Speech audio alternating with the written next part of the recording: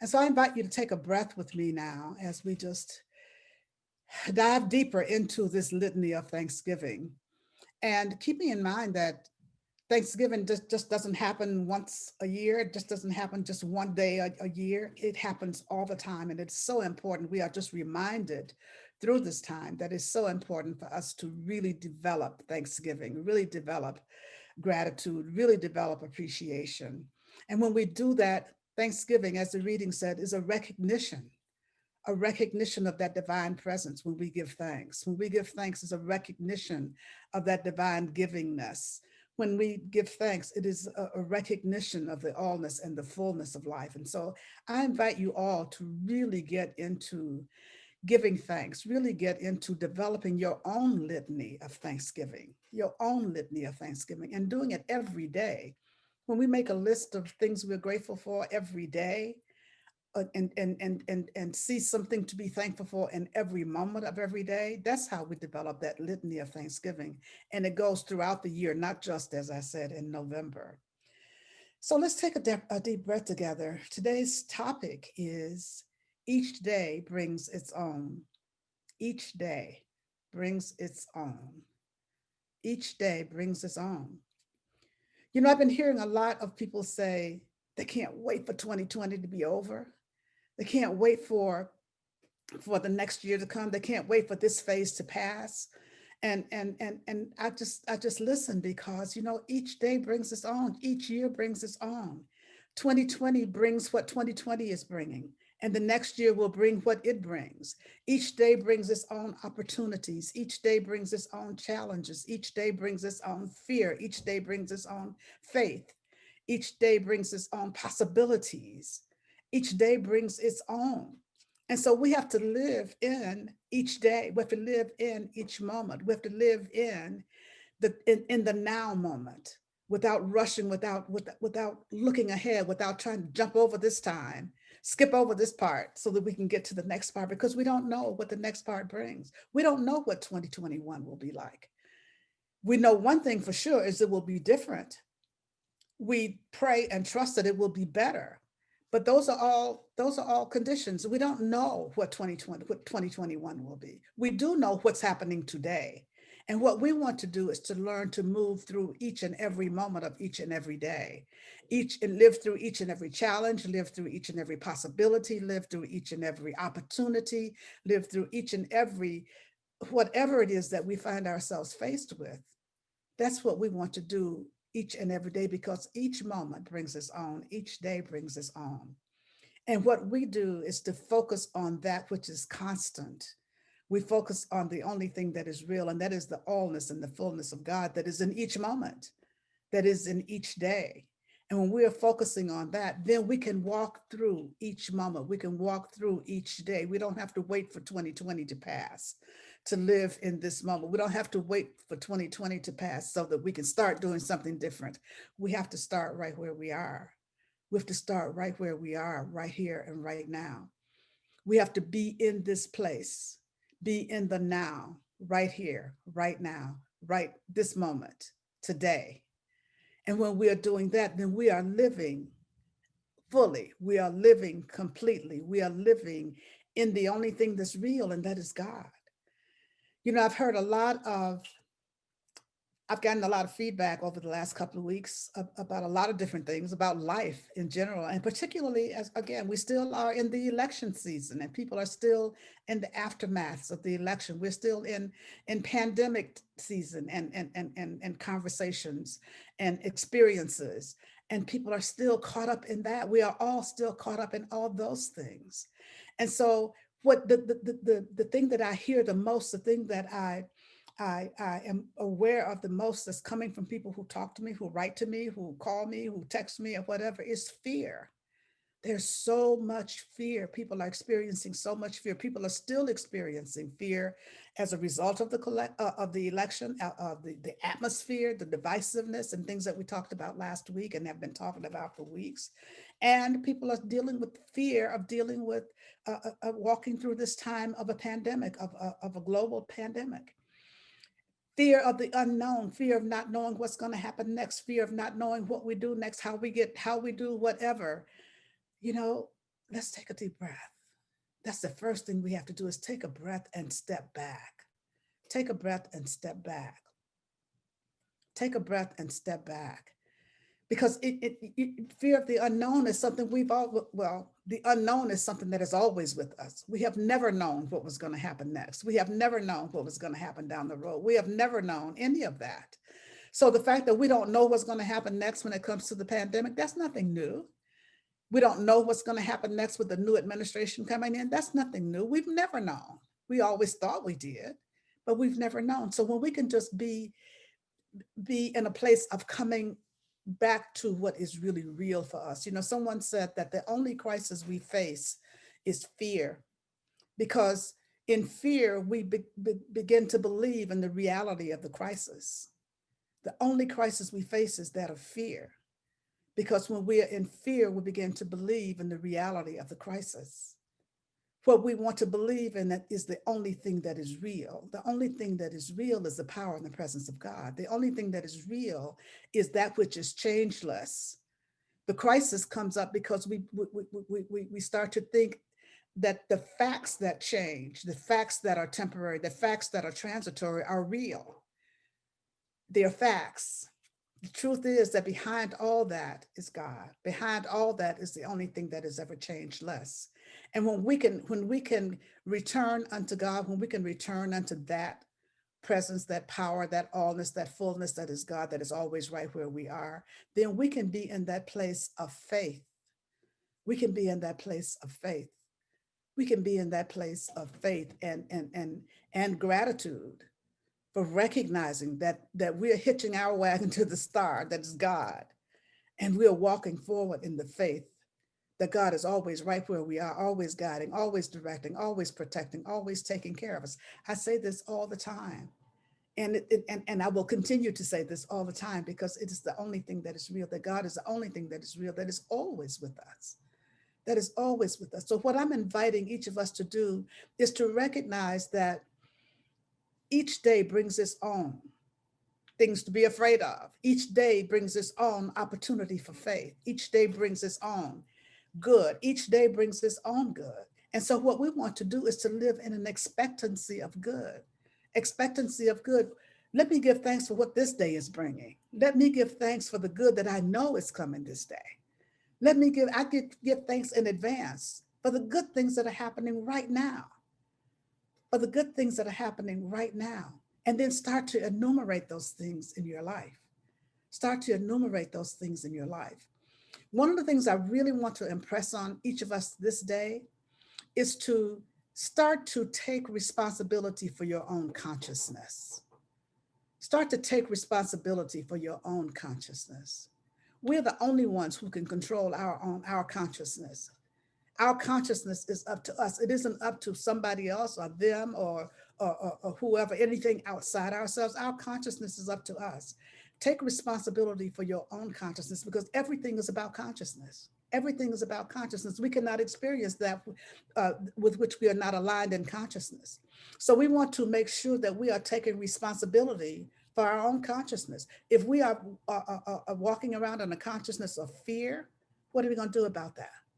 How do we change that? How do we move out of that consciousness of fear and move into the consciousness of faith? And fear can be overwhelming. I understand that. When we allow it to be, it can be overwhelming. I'm reminded of a story. I've told you the story before, but it warrants repeating right here and right now. Many, many years ago, I was having some serious tax problems, and I was being audited by the Internal Revenue Service. And I was terrified. I had to, at that time, I don't know how they do audits now, but at that time you had to go into the office and talk with the revenue officer and take papers and documents and all that. But at any rate, I was having big, big problems, and I had to go in for this audit, and I was really, really terrified. And at the time, my first practitioner had decided to leave. I was living in Ohio at the time. At the time, my first practitioner had decided to leave Cleveland and move to Los Angeles to go to the School of Ministry. And she stayed at my house the last week that she was in town. So I was really happy that she was there, because she got to pray with me every day about this audit that was coming up. And the morning of the of the audit, as I was getting ready to leave home, she had prayed with me, and just as I got ready to go out the door, she almost had to push me through the door because I was so afraid to go. I just didn't know what was going to happen. And as I stepped into the hallway, I lived in an apartment. As I stepped into the hallway, just before she closed the door behind me, she said, God is bigger than the IRS.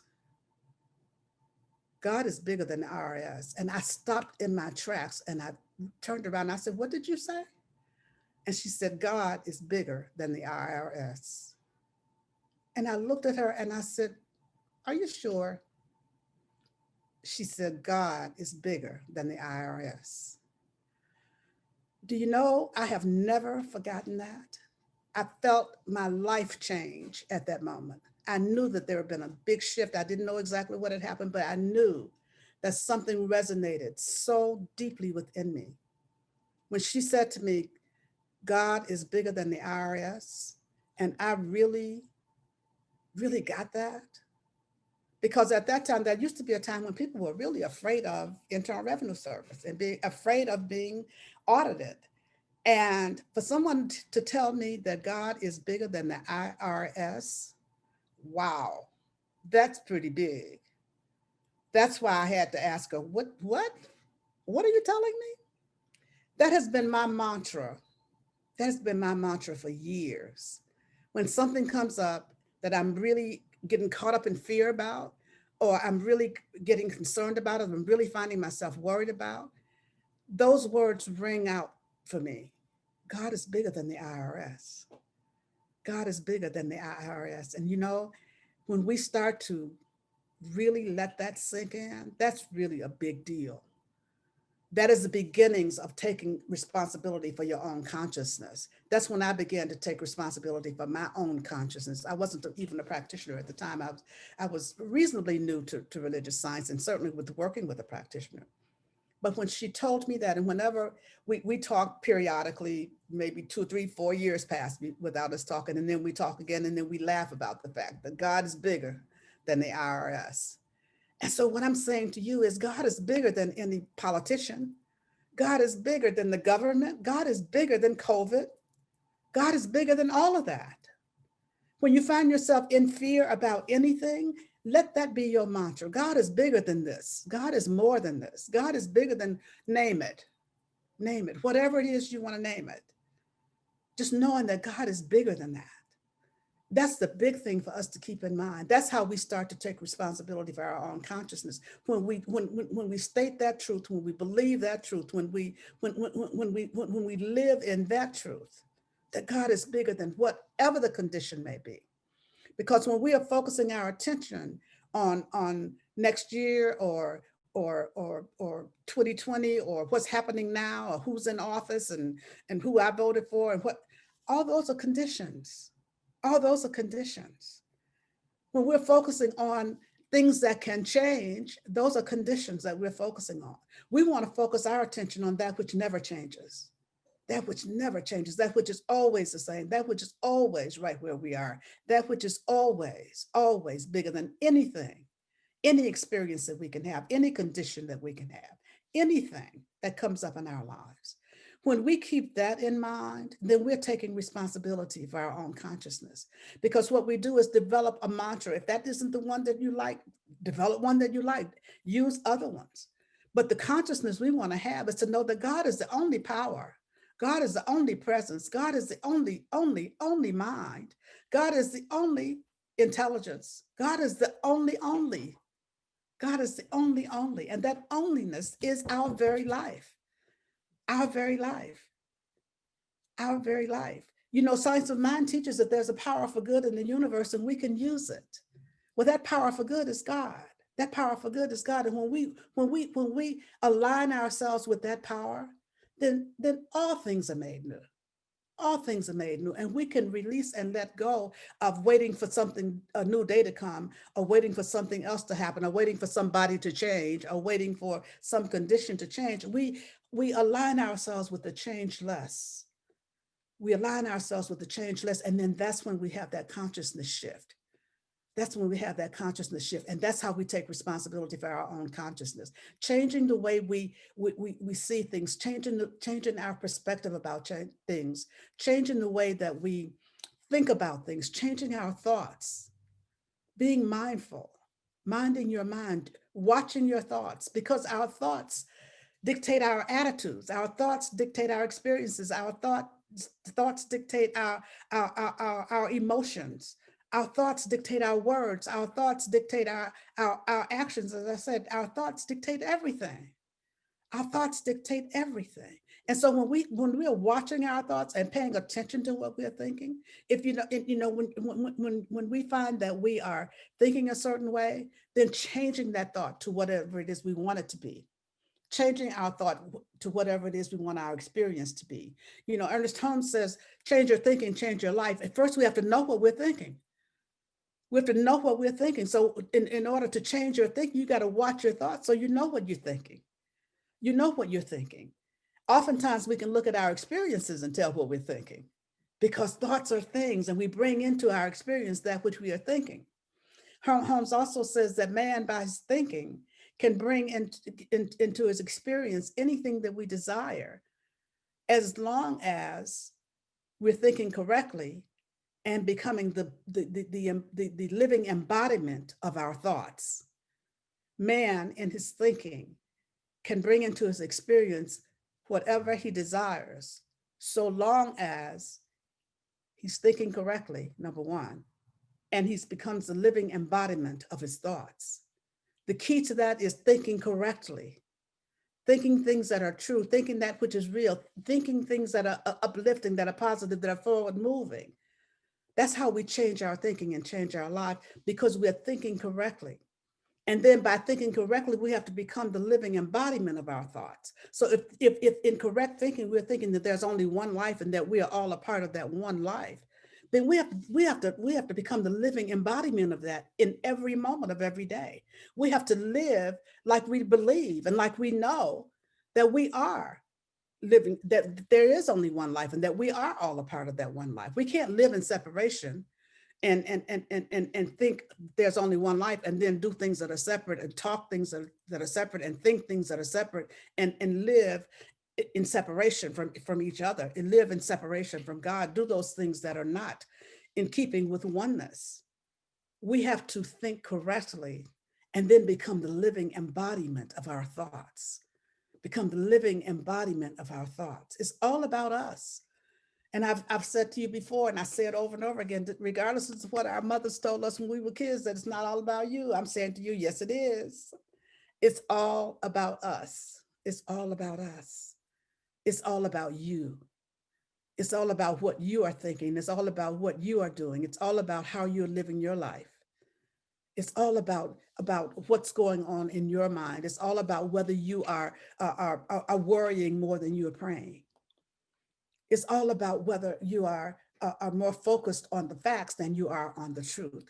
It's all about whether all these things, it's all about you and what's happening for you. That's how we take responsibility for our consciousness, watching your thoughts, paying attention to what you're thinking, paying attention to what you're thinking. And then I invite you to take advantage of, use the tools that we have. We have so many tools available to us to help us develop our consciousness, to expand our consciousness. Take a class, see a practitioner. We have practitioners who wait on Sundays in the Zoom room to pray with you.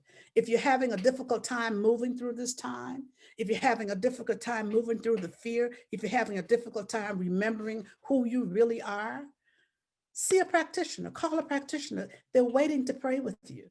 They are available immediately after service in the Zoom, in a Zoom room, to pray privately with you. They are available to take your calls for prayer requests. They're available to talk with you on the phone. They're available to answer your prayer requests. When you email them in, they're available all the time. Take advantage of the opportunity to have a practitioner pray with you, pray for you, know the truth for you when you can't know the truth for yourself. That's what practitioners do. That's how we really get through to that place where someone's holding that space for us to move into the truth that we know, to move into the truth that we are. That's what practitioners are there to do. Those are the tools that are available to us. Take advantage of the Tuesday evening connection call that we have. We can connect as a community. We need to surround ourselves with people who are of like minds, because when we're constantly listening to television and having the numbers show up on the screen for how many COVID cases there are and how many COVID deaths there are and how much COVID is spreading, yes, those are all facts. And it's good for us to know so that we can be mindful and take the care that we need to take.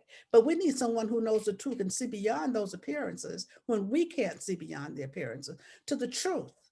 We need someone who can know the truth for us, and that's what the practitioners do. And they will help us to have developed the tools to be able to see those things for ourselves, to see that truth for ourselves. So take advantage of that. And as I said, the Tuesday evening connection call, when we are together on Tuesday evenings, we are either visioning for God's vision for our lives, for our individual lives. God has a vision of himself as each one of us. God has a vision of himself for each one of us. And so when we come together in vision, we're opening ourselves up to catch that vision. What is God's vision for my life? What is God's vision for my life?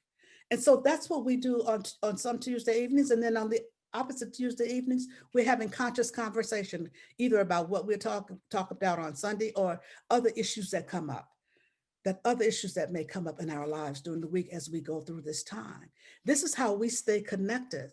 This is how we stay connected. This is how we stay on task. This is how we up level our consciousness by continuing to be around and to connect with people who are of like minds, of like consciousness, who are continuing to look higher, higher and higher, and continuing to want to live for the highest and the best for all concerned. And so it's important for us to really keep in mind, that there are tools that are available to us. There are tools that are available to us. There are tools that are available to us. And if we don't practice what we know, we don't know it. To desert the truth in our hour of need is to prove we don't know the truth. That's what Ernest Holmes says. And so during this time, we don't want to desert the truth. We want to cling to the truth that we know. We want to embrace the truth that we know. We want to stand in the truth that we know. The truth that we know, that God is bigger than all of this, that God is more than all of this, that God is my very life, that God is always right where I am in each and every moment of each and every day. And so when we come together and connect, and another way of connecting I just wanted to mention was on Sundays after service, Jeannie Sovereigns has the fellowship time. We don't get together in Holmes Hall anymore because we can't, but we can get together on Zoom and fellowship together and talk about things that are going on, share with each other, eat while you're having it, have lunch together. We can do whatever during that fellowship time. So these are all the tools that we have. And of course, the tools of affirmations and prayer and meditation, our spiritual practice, up leveling our spiritual practice all the time. That's important. These are important things for us to keep in mind, that it really is up to us. It really is up to us to take advantage of all the wonderful things that each day brings, because each day really does bring its own wonderful things. And those are the things that we want to focus on. Those are the things that we want to experience in our lives. Those are the things that we want to have at the forefront of our lives always. And so I invite you to let the stuff go, to let the stuff go, to let it just fall away, and to stand in the truth that you know, that God is real, that God is all there is, that God is real, that God is your very life, that God is your very life. And God is more than anything that you can experience, anything that you can know, anything, anywhere. And so keeping that in mind, start to give thanks for all of it. Start to give thanks for all of it. Start to give thanks. Develop that litany of thanksgiving for all of it. And so let's just take a breath together as we just move into this time of prayer. We just move into this time of knowing and sensing and feeling God's presence, as we just move into the awareness and the recognition that God is all there is, that God is the only power, that God is the only presence, that God is the only life, that God is the only mind, that God is the only breath, that God is the only activity, that God is. This is what we move into, the awareness and the recognition that God is. Because God is, I am. This isness that is God is my life. The same truth that I know for myself, I know for each and every being that shows up as God. I know that God is the life of each of us all, and that each and every one of us. And I know that we each and all are made in the image and likeness and out of pure spirit itself. And so I speak the word for each of us. I speak the word for each of us, that we allow the fear to fall away. And we stand in the truth that we know that God is right where we are always, healing, loving, caring, comforting, easing pain. We can release and let go of doubt. We can release and let go of the fear. We can release and let go of those things that would hold us back. For God is in the midst of everything, every situation, every circumstance, and healing is happening on every level of our being.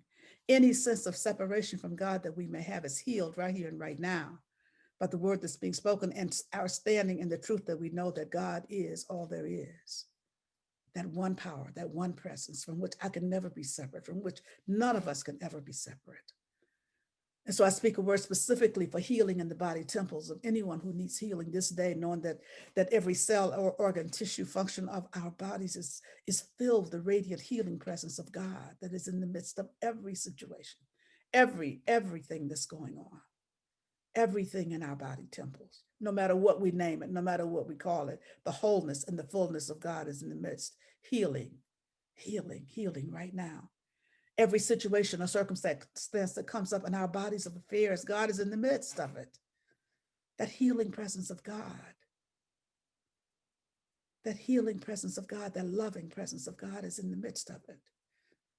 In the midst of any experience of COVID, in the midst of any experience of loss, in the midst of any experience of anything that is unlike that loving power and presence of God.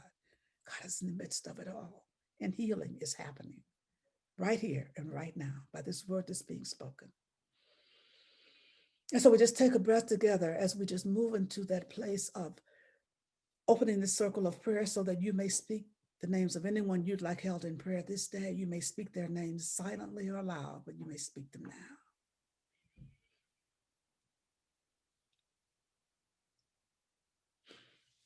And so for all those whose names were spoken here this day, I know that God is right where each of them is, blessing and keeping them. I know that this prayer goes out to anyone on this planet needing a prayer this day, knowing that God is in the midst of every situation, every circumstance, every event, every hurricane, every diagnosis, every apparent loss, that the allness and the fullness of God is in the midst of it all. And healing is happening everywhere, everywhere, everywhere. And so I simply say thank you, Father, Mother God. Thank you, infinite presence. Thank you, divine mother. Thank you, thank you, thank you. Thank you, thank you, thank you. And thank you some more for everything.